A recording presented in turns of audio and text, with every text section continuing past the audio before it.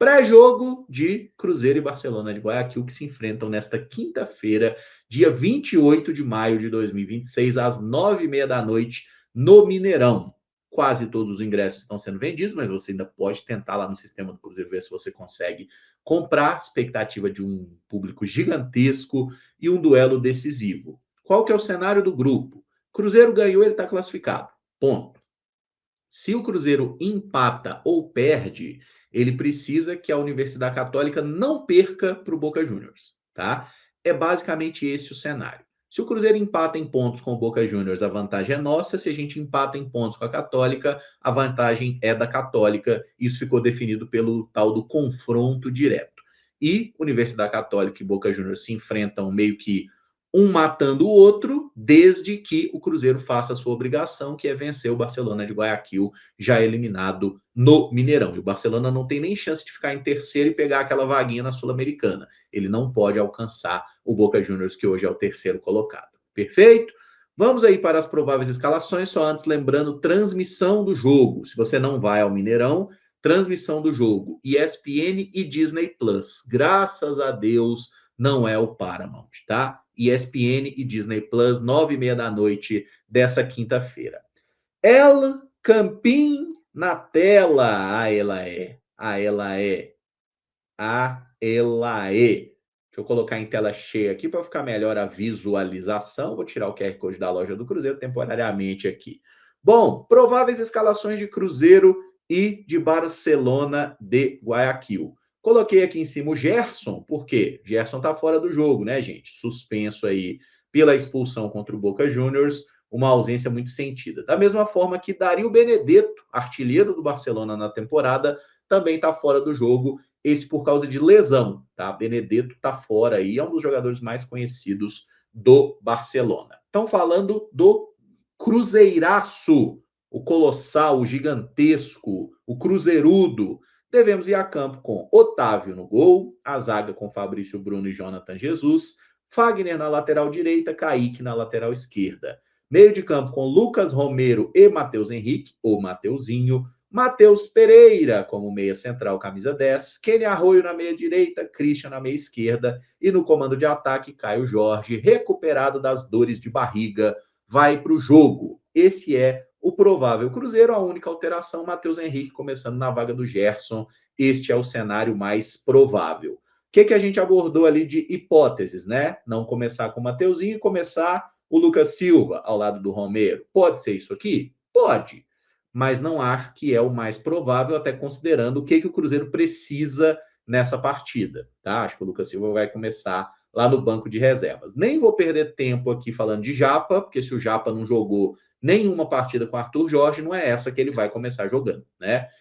E a outra opção seria colocar um ponta. O Sinisterra é o melhor dos nossos pontas. E aí você puxa o Christian para uma função de meio campo, coloca lá o Sinisterra no ataque. Com essa configuração, a gente tem um Cruzeiro muito agressivo, né? Cruzeiro com dois atacantes de bom poder de finalização nos lados, Arroio, um canhoto na direita, Sinisterra, um destro na esquerda. Então, dois caras que podem puxar para dentro e mandar o sapato, tá? Isso é bom, eu gosto dessa ideia. Só que eu guardaria essa possibilidade para o segundo tempo, justamente por causa de o Sinisterra ter um histórico de lesões, né? Então, como ele foi titular no domingo, jogou bem, meteu gol e tudo mais, deixa ele no banco se precisar, a gente aciona ele ali nos últimos 30 minutinhos, que ele pode fazer uma bagunça. Beleza? Então é um cenário que eu desenho aqui, acho que o Christian começa ali na meia esquerda, que é a posição que ele mais jogou desde que Arthur Jorge foi contratado pelo Cruzeiro e é um dos líderes em participações diretas em gol. Não tem muita dúvida na escalação, gente. É o jogo do ano, o Cruzeiro vai com força máxima, não tem por que preservar jogador nenhum. Já com relação ao Barcelona de Guayaquil, os equatorianos têm muitas dúvidas, tá? E eu vou colocar aqui o que seria o provável time titular do Barcelona. Eles podem fazer alterações, mas o time titular tem o Contreras, goleiro que é bom goleiro, inclusive, jogador selecionável, Contreras no gol, a zaga com Baez e Alex Rangel foram titulares, inclusive, na partida contra o Cruzeiro lá na primeira rodada. Na direita, o Carabali e na esquerda, Valecilha. Isso aqui é a linha de defesa titular. Eles tiveram algumas alterações, até na última rodada, o Baez não, outro zagueiro lá, que eu esqueci, um jovem da base, acabou sendo expulso, mas ele era reserva mesmo, tá? Ele só jogou porque o Rangel estava suspenso. Os titulares são esses aqui, o Baez e o Alex Rangel.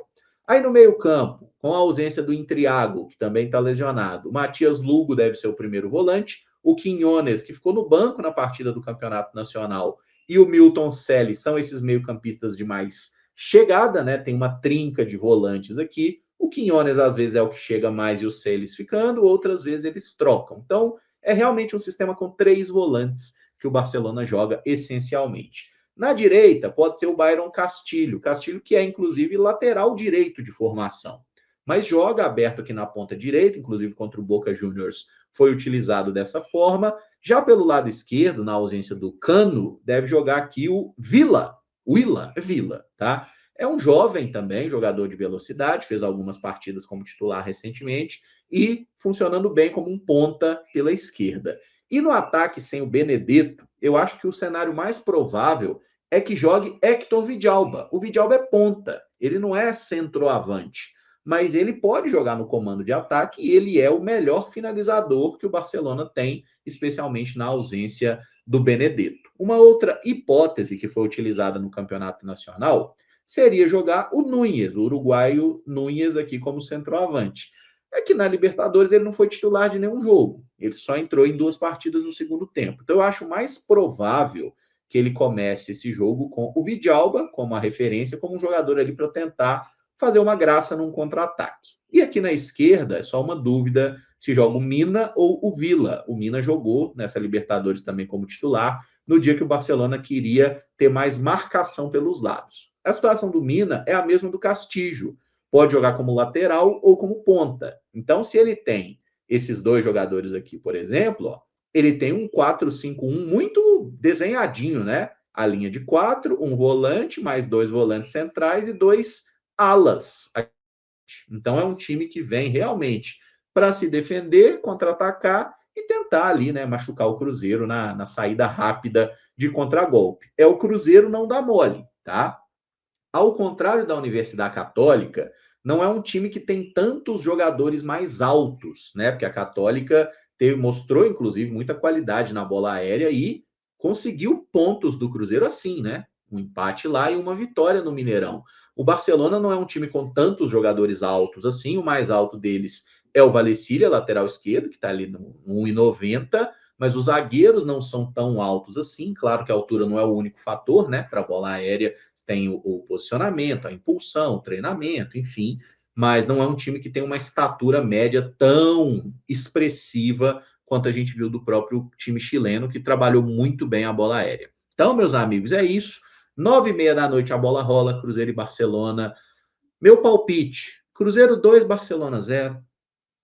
Só assim, ó. Cruzeiro 2, Barcelona 0, sem choro nem vela, sem esquentar cabeça, e deixa o Boca Juniors e a Católica se matar para lá. Se a gente vai classificar em primeiro ou segundo lugar no grupo, eu não dou a mínima. Eu só quero ver o Cruzeiro qualificado e garantido nas oitavas de final da Libertadores. Aí na sexta já vai ter o sorteio, inclusive, aí a gente já vai pensar em quem vai ser o próximo oponente, mas enfim, aí vai ser loucuragem, vai ser bom, tá? Então, bora lá acompanhar o nosso Cruzeiro, 9h30 da noite dessa quinta-feira, transmissão ESPN e Disney Plus. Perfeito?